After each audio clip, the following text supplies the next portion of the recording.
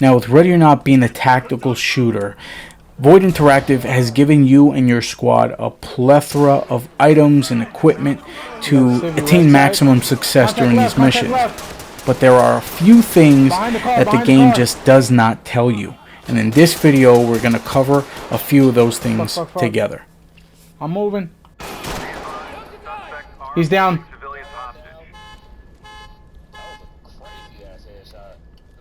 Now, the first thing Ready or Not does not tell you, and it's literally one of the most basic but most fundamental things and important things that you should know how to do, is how to turn on your mic in game chat.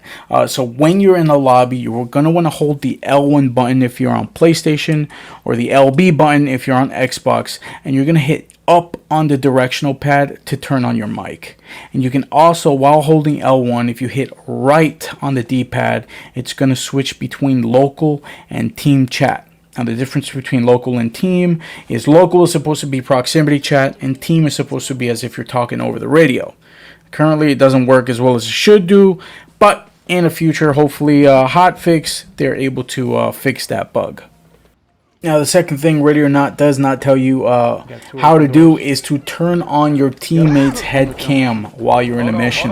So if you hold, just like the when you turn on your mic, if you hold L1 and you press left on the D-pad, then you're going to be able to access your teammate's helmets.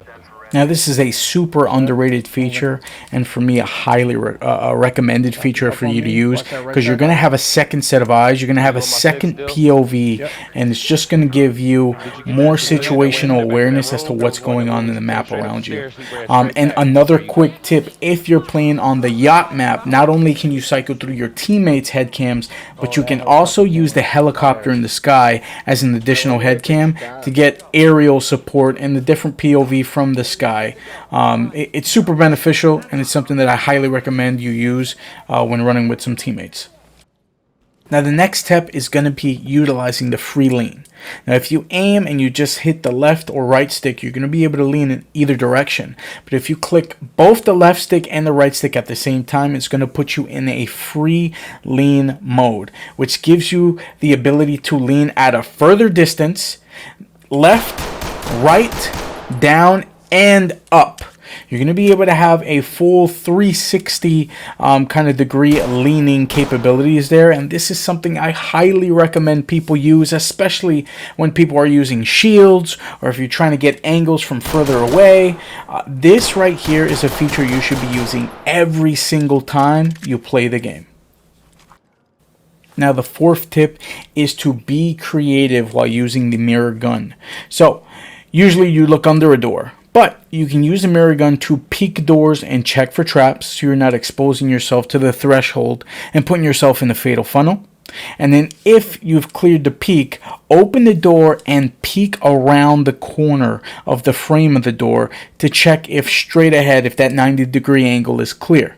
If you've already cleared the 90-degree angle, then you want to peek further and look around either the left or right corner of the door, depending on what side you're on, to clear the dead space. So you don't have to expose yourself to danger if you don't need to.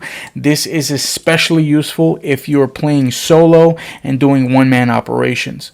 Now, you can also utilize the mirror gun by looking over structures. Use the free lean if you need to get a little bit of extra distance to look over any structure, to make sure that the coast is clear, or to get your eyes on some hostiles. And remember to be creative. You can pair up, assuming that you're more than one person, pair up the special equipment. Use a breaching shotgun. Shoot the hinge side at the top, and then have your person who's using the wand to check that open hole. You don't have to expose yourself to the door frame. You don't have to put yourself in the fatal funnel, and you're still safe, completing the same objective. You can clear a whole room without the enemy seeing or being able to shoot you whatsoever. Now, tip number 5 is a very simple one, and one that you see very underutilized, I would say, but it is switching your ammo. Most people choose one ammo type on a regular basis to go into a mission, but if you do happen to choose multiple ammo types, the way you would switch that is by holding L1, then you're going to use your left stick, scroll over the bottom bubble. It's going to say ammo type, and then you're going to be able to seamlessly switch between the armor piercing or the hollow points. So if that's something that you want to utilize, this is how you do it. The game does not really give you good indicator on how to do it. You kind of just have to mess with it and find it, which is what I, did myself. It's kind of inconsistent in terms of the hollow points and the armor piercing in terms of like walls. But because usually you want to use a hollow point so you're not getting full penetration on the walls and shooting people on the other side, like hostages, civilians, or teammates. But in this game, maybe I got to test it out a little more. It does seem a little bit of it seems a little bit inconsistent in terms of when you're shooting hollow points as opposed to armor piercing. It seems like they do the same travel. Now it could be maybe the distance that I'm shooting from the wall that'll help. Maybe with a little more distance, the data will be a little more clear. But if you wanted to learn how to switch your ammo, that's how you would do it. Now, tip number 6 is going to be to utilize the melee. And you want to utilize the melee when people are being non-compliant, when you're telling civilians or suspects to get down and they're refusing. You're going to walk up to the said suspect or civilian, and you're going to hold circle on PlayStation, or you'll hold the B button on the Xbox. Meleeing them is going to get them down to their knees as quickly as possible, and it's going to make sure that you're ensuring maximum safety, not only for yourself, for your squad, and other civilians on site. Now, the last and final tip is going to be giving the AI commands, whether they're suspects or civilians. If you don't want to put yourself in a compromising position, you can tell the suspect or civilian to follow you, to go towards your position, so you don't have to expose yourself or your teammates to danger, and you can still secure the objectives properly. Now, to do so, you're going to want to hover over the civilian or suspect while holding R1. That wheel is going to pop up, and you're going to be able to give them whatever command is available at the time.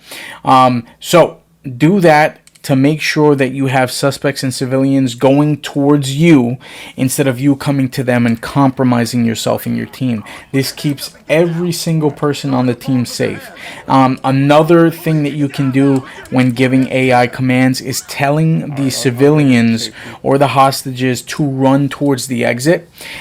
It takes away the animation of you restraining them. You don't have to restrain them to get them to safety. They'll run to the exit on their own. And at the end of the match, they're all going to group up and link up where the entry point was, whether it's patrol car or if it was a roof. They're all going to be gathered around there, huddled, nice and safe. So you can keep your weapon on target, make sure that you're in the action at all times without jumping into the animation and putting yourself at risk. Now, those were just a few of the many tips that Ready or Not does not necessarily give you, and I hope these are going to prove to be helpful in your gameplay moving forward. If you guys liked the video, smash the like button, comment down below some tips that you think I forgot. Down in the comment section below, let's have this conversation. And you already know, as always, man, I love you. Jesus Christ loves you. God bless you all. Peace. Got one down. Open door, right side. Another one down. Moving in. He's down. How did you know? Alright. Yeah. What apology? Element to talk. Got one down.